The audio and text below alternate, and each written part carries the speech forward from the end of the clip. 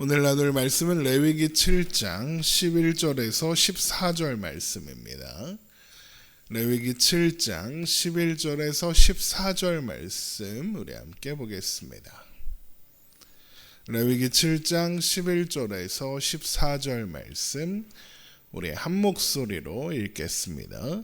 여호와께 드릴 화목 제물의 규례는 이러하니라. 만일 그것을 감사함으로 드리려면 기름 섞은 무교병과 기름 바른 무교 전병과 고운 가루에 기름 섞어 구운 과자를 그 감사 제물과 함께 드리고 또 유교병을 화목제의 감사 제물과 함께 그 예물로 드리되 그 전체의 예물 중에서 하나씩 여호와께 거제로 드리고 그것을 화목제의 피를 뿌린 제사장들에게로 돌릴지니라.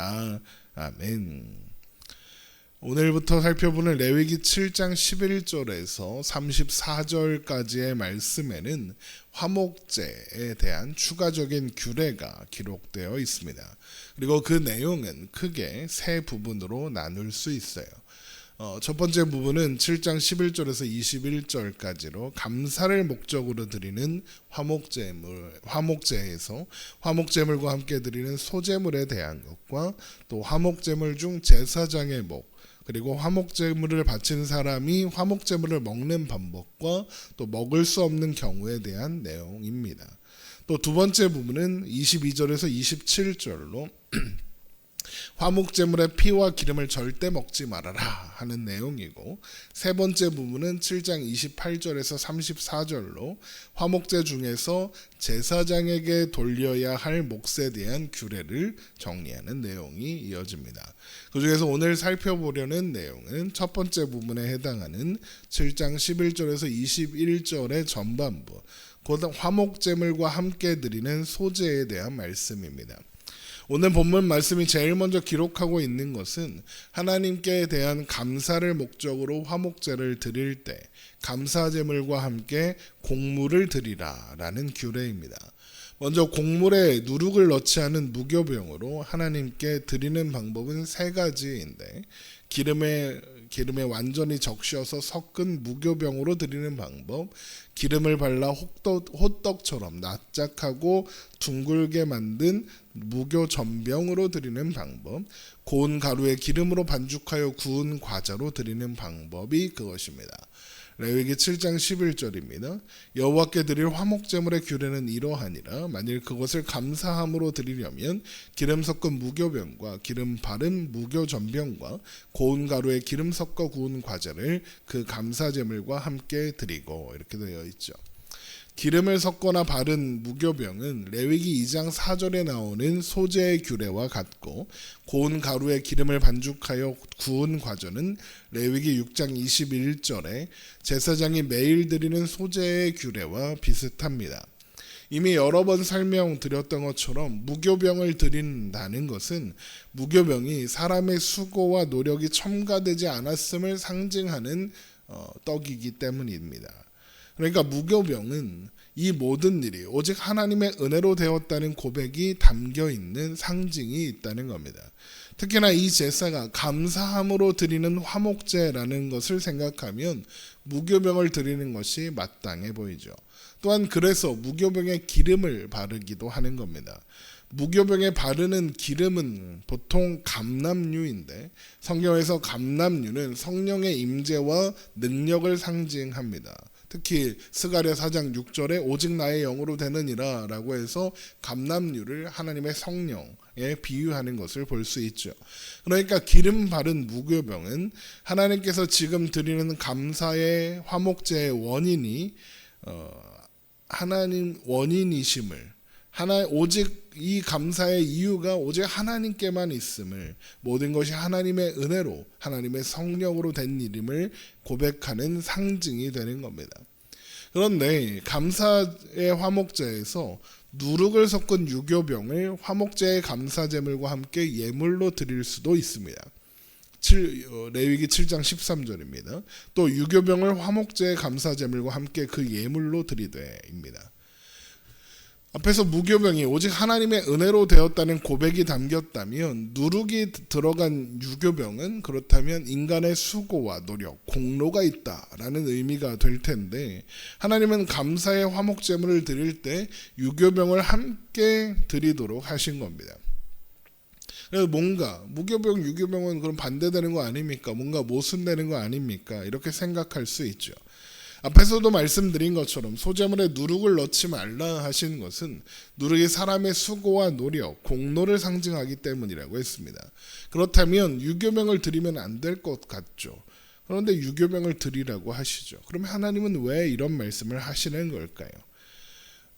그 이유는 레위기 2장 12절과 레위기 23장 17절을 보면 알 수 있습니다. 소제물에 누룩을 넣어도 되는 경우에 대해서 언급이 나오는데 바로 처음 익은 것으로 드릴 때, 그러니까 처음 추수한 것을 드리는 감사의 화목제를 드릴 때입니다.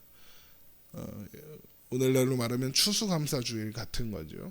그러면 하나님은 왜 추수한 것을 드리는 감사제에서 유교병을 드려라 라고 하시는 이유가 뭘까요? 먼저 추수한 것은 하나님이 주신 게 맞죠. 하나님이 자라게 하셨고 하나님이 풍성하게 열매를 맺게 하지 않으시면 사람이 아무리 수고하고 노력해도 아무것도 거둘 수 없습니다. 하지만 그렇다고 해서 농부가 한 해 동안 아무것도 하지 않아도 되는 것은 아닙니다. 때를 맞춰 파종해야 하고 물을 대고 김을 메고 또 추수할 때가 되면 열매를 직접 거두어야 합니다. 가만히 있는다고 그 일이 이루어지지 않는다는 겁니다. 그러니까 추수라는 결과에는 사람의 수고 또한 포함되게 되는 것이죠. 그래서 하나님은 추수한 것을 드리는 감사제에서는 유교병을 드려라 라고 하시는 겁니다. 이게 무슨 의미겠습니까? 하나님께서 그 사람의 수고를 치하하시고 격려하시는 겁니다. 하나님의 은혜로 된 일에 사람을 동참시키시고 풍성한 열매 맺는 일에 사람의 공로가 있는 것으로 대우해 주시는 겁니다. 그렇게 하나님은 말씀하시는 거예요. 내가 너의 수고를 안다. 고생이 많았다. 이제 내가 너에게 주어 추수하게 한 것을 누려라 라고 말씀하시는 거죠. 그뿐이 아닙니다. 누룩의 특징을 생각해 보면 누룩은 적은 양으로 작은 것을 크게 부풀어 오르게 하는 특징이 있습니다. 그런 누룩의 특징은 작은 씨앗 하나가 자라서 열매를 맺음으로 풍성하게 거두게 되는 추수를 연상시킬 수 있죠. 이것은 추수의 풍성함을 얻을 수 있게 하신 하나님의 은혜를 생각하게 하는 장치가 되는 거죠. 그래서 예수님도 하나님 나라를 가루 서말 속에 넣어 부풀게 한 누룩에 비유하기도 하신 겁니다. 예수님께서 그런 비유를 하시는 이유가 뭐겠습니까? 마찬가지로 누룩이 가지고 있는 성질 때문입니다. 누룩은 눈에 보이지 않지만 밀가루에 섞이면 고루 퍼져 밀가루를 부풀게 합니다. 또한 누룩이 밀가루에 들어가면 반드시 부풀어 오를 수밖에 없죠. 그리고 그렇게 부풀어진 밀가루는 이전의 상태로 돌아갈 수 없습니다.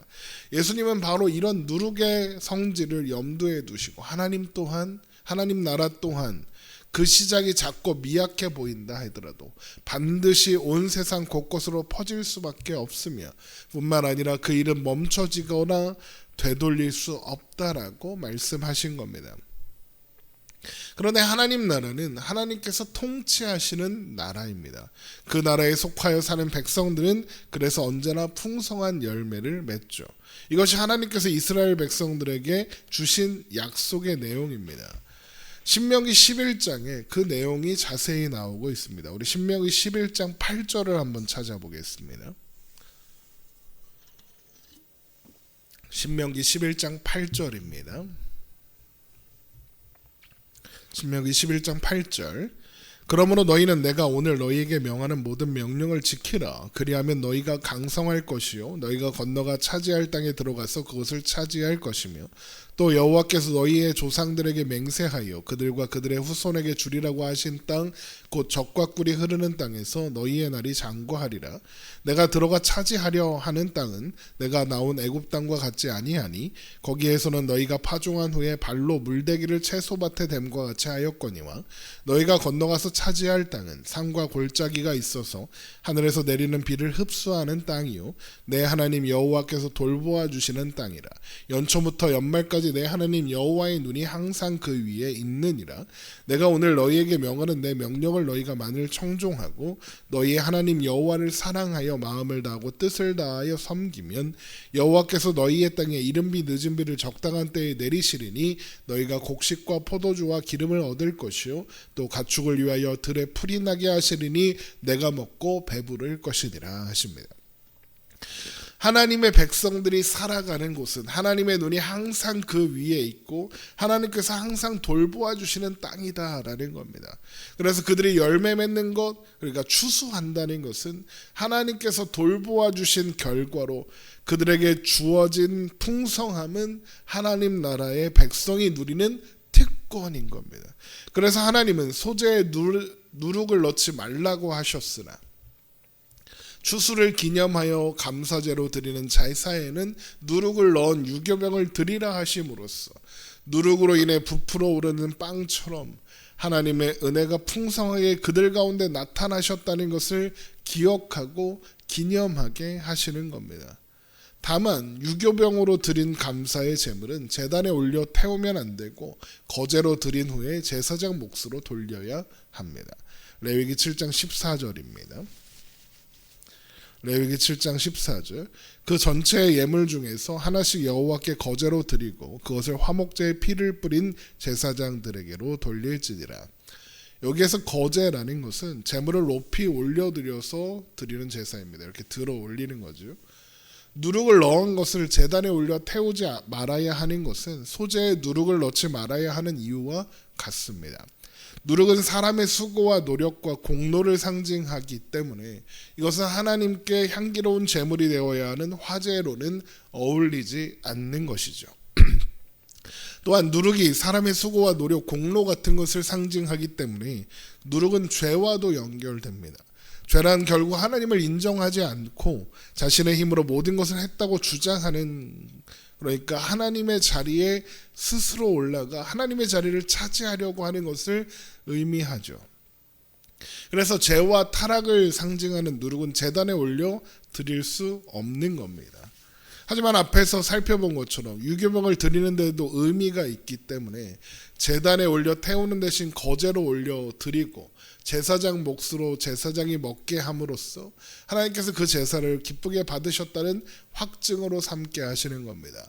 그러니까 유교병을 하나님께 들려 올린다는, 거제로 드린다는 것은 사람의 수고와 노력이 들어갔지만 결국 이 모든 것 또한 하나님의 은혜입니다라는 고백을 드리는 것이고, 그리고 화제로 드려 하나님께서 받으시게 하는 것을 확인할 수 없으니까 제사장이 먹어서 하나님이 그 제사를 연락하셨다라는 확증으로 삼는 겁니다. 결국 무교병으로 드리든 유교병으로 드리든 모든 소재물에는 하나님의 주권과 능력, 은혜와 사랑을 고백하고 인정하는 의미가 들어있는 것이고, 그것을 아는 자의 고백은 당연히 감사일 수밖에 없는 겁니다. 우리가 살아가는 모든 순간 하나님께서 다스리시는 하나님 나라로, 하나님 나라 백성으로 우리는 살아갑니다. 하나님은 그 안에 있는 모든 백성들을 책임지시며 인도하시고 보호하시죠. 이 사실을 알고 또한 기억함으로 하나님 안에만 있는 진정한 평화와 기쁨, 풍성함, 안식을 누리며 그로 인해 우리가 사는 모든 순간이 감사함으로 가득해지는 것을 확인하고 그렇게 기쁨으로 오늘을 살아내는 저와 여러분 되시기를 주님의 이름으로 축원합니다. 기도하겠습니다.